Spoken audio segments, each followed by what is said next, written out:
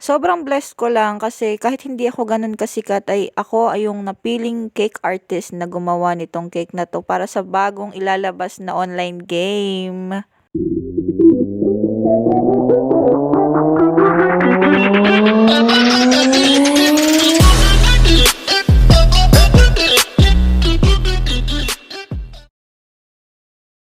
For today's video nga, ipapakita ko sa inyo kung paano ko 'to ginawa. Sabi lang po sa akin ni Ma'am Mel, yung umorder. From Pasig pa ito and her boyfriend kasi is ano, yun nga, birthday.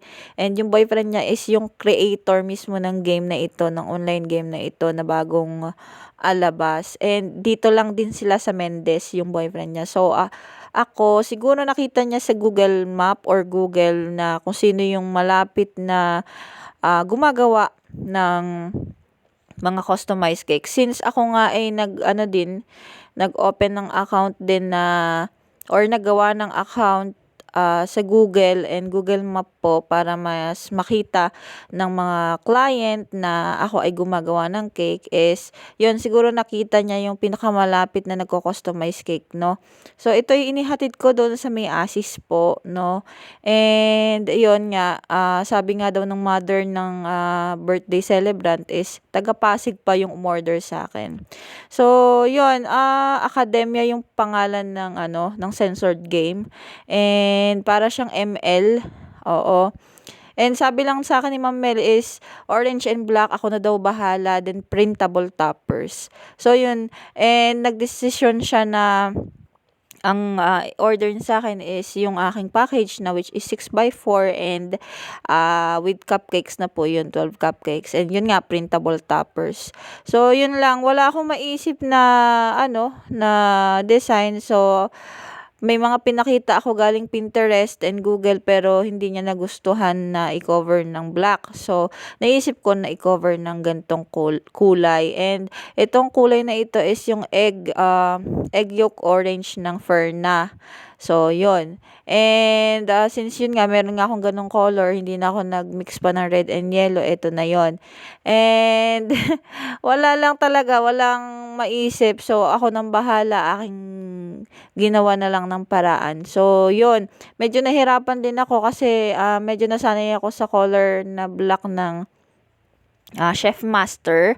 Kasi mas madali siyang paitimin, ano. Kasi itong si Pietra ako nagbeberde muna bago mag-black. Pero, ire-rest lang naman siya is black na din siya. Ito, Pietra ako, black po yung gamit ko dito.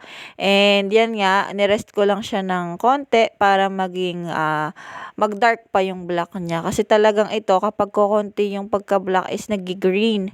And then yung drip ko dito is yung nakuha ko sa loot bag na puratos na chips, chocolate chips. And nag-add na lang ako ng konting black ng Pietra ko para maging dark pa siya. Kasi 'di ba medyo brownish lang 'di ba yung ano puratos na chocolate chip. So, ayan. Gawa-gawa din tayo ng paraan. And then, yan nga yung mga sinend sa aking photos, which is yung pinaka-picture ng online game. And, yan naman pong topper is ako lang din po ang nag-edit sa Ponto. And, yun. Pinaprint ko na lang din po sa photo paper. And para tumigas siya, nilagyan ko siya ng tape sa likod like sa mga toppers na gagamitin natin sa mga cupcakes, no. And then yan, kinat ko lang siya ng sakto knife. And yan, maganda naman yung kinalabasan.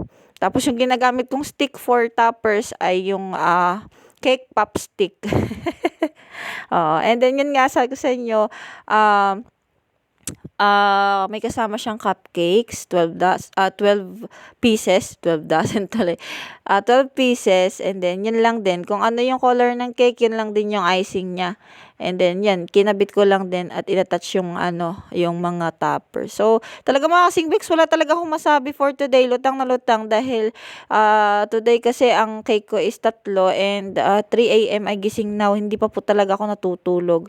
So, yun mga kasing ito po ang ating final outcome. Ayan, pwede nyo pong i-search at i-download ang Academia kung gusto nyo maglaro online. So, ayan po mga kasing So, ayan, maraming salamat po sa pagsubaybay sa akin.